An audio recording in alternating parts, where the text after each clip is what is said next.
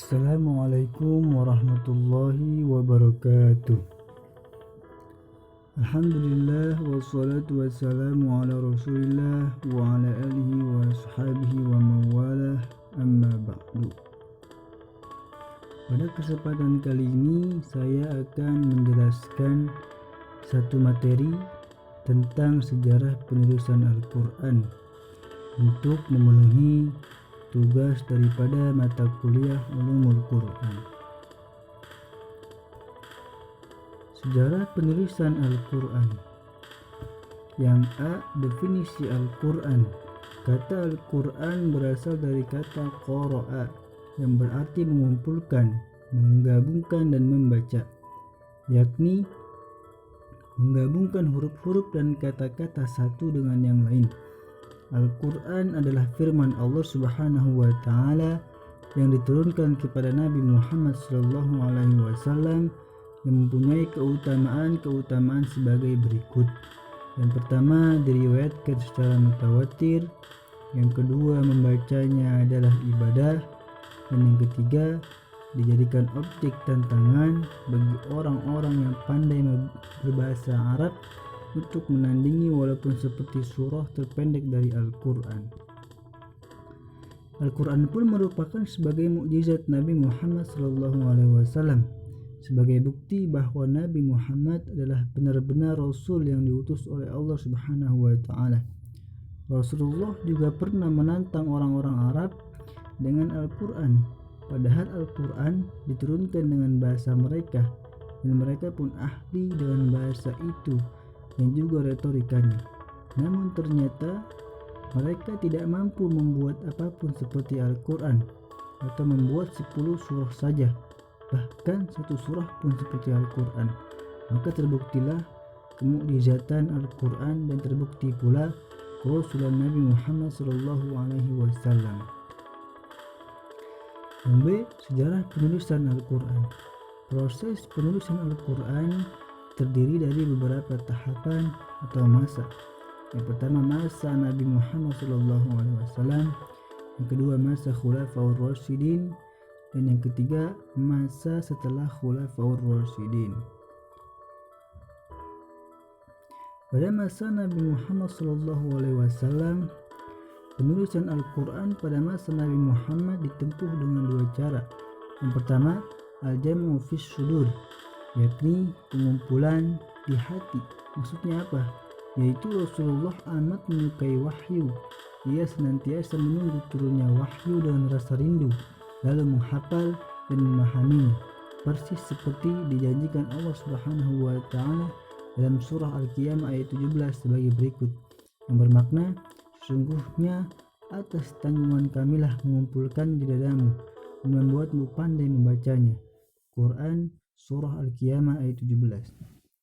Kedua, al-jam'u fis sutur. Selain dihafal, Rasulullah juga mengangkat para penulis wahyu Al-Quran dari sahabat-sahabat terkemuka seperti Ali, Muawiyah, Ubay bin Ka'ab, dan Zaid bin Thabit. Bila ayat turun, beliau memerintahkan mereka menuliskan dan menunjukkan tempat ayat tersebut dalam surah, sehingga penulisan pada lembaran itu membantu penghafalan dalam hati. Proses penulisan Al-Quran pada masa Nabi Muhammad SAW sangatlah sederhana. Mereka menggunakan alat tulis sederhana yang berupa lontaran kayu, pelepah kurma, tulang belulang, dan berbagai tempat lainnya. Yang kedua, pada masa Khulafaur Rasyidin. Pada masa Khalifah Abu Bakar As-Siddiq, sepeninggal Rasulullah SAW, istrinya Aisyah menyimpan beberapa naskah catatan atau manuskrip dari Al-Quran. Dan pada masa itu, pemerintahan Abu Bakar radhiyallahu an, terjadilah Jam'ul Quran, yaitu pengumpulan naskah atau manuskrip Al-Quran yang susunan surah-surahnya menurut riwayat masih berdasarkan pada turunnya wahyu atau hasbi tartibin nuzul. Usaha pengumpulan tulisan Al-Quran yang dilakukan Abu Bakar terjadi setelah perang Yamamah pada tahun 12 Hijriah. Pada masa Khalifah Utsman bin Affan, Utsman bin Affan mengambil beberapa langkah sebagaimana terkandung dalam riwayat Bukhari. Pertama, meminjam mushaf resmi yang telah dikerjakan oleh Zaid pada masa Abu Bakar kepada Hafsah untuk disalin ke dalam beberapa mushaf. Yang kedua, membentuk panitia yang terdiri dari Zaid bin Sabit, Abdullah bin Zubair, Sa'id bin As, dan Abdurrahman bin Haris bin Hisham. Ketiga, setelah panitia selesai melakukan tugasnya, maka mushaf-mushaf tersebut dikirim ke berbagai pusat negeri Islam. Yang keempat, memerintahkan kepada kaum muslim di seluruh negara Islam untuk membakar semua mushaf dan catatan Al-Quran yang tidak sesuai dengan mushaf yang telah diterima.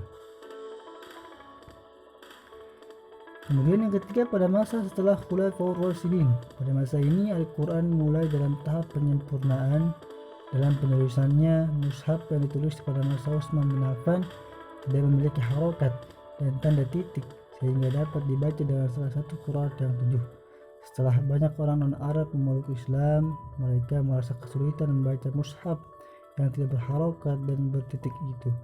Pada masa Khalifah Abdul Malik akhir tahun 685 sampai 705 Masehi, tidak memadainya mushaf ini telah dimaklumi para sarjana muslim berkemuka saat itu, dan pada karena itu pula penyempurnaan mulai segera dilakukan.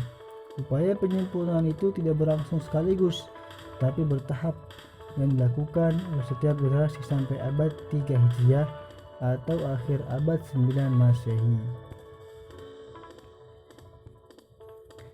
Kesimpulannya, dari kesimpulan makalah ini dapat disimpulkan bahwa Al-Quran merupakan risalah Allah Subhanahu wa Ta'ala yang diturunkan kepada Nabi Muhammad SAW untuk pedoman hidup manusia dan juga sebagai mukjizatnya serta sebagai bukti kerasulannya. Dan sejarah pengumpulan dan penulisan Al-Quran seperti yang kita baca saat ini merupakan atas kehendak para sahabat Nabi, dan awal mula yang mengusulkan pengumpulannya adalah atas inisiatif Umar bin Khattab. Sekian dan terima kasih. Kurang lebihnya saya mohon maaf. Billahi taufiq wal hidayah. Wassalamualaikum warahmatullahi wabarakatuh.